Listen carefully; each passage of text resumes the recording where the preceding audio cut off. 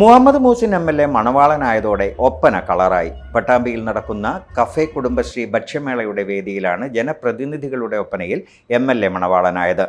ജനപ്രതിനിധികളായ O. Lakshmikutty, MK Baby Girija, Rathi Gopalakrishnan, Anandavalli PK, Kavitha എന്നിവരും ഒപ്പനയിൽ പങ്കെടുത്തു.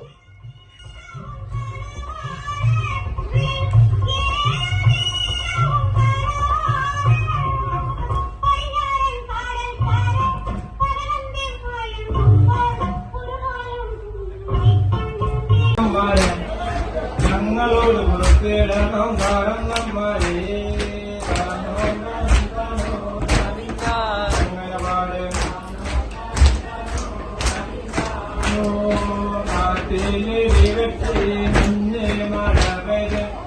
മലക്ക് പത്തുമണക്കൊരു കൊല്ലം താമര മുത്താണ് മോന കാട്ടി പപ്പടം പോലെ ലകഞ്ഞ് 9-14 ജില്ലാ പാലിനക്കങ്ങനെ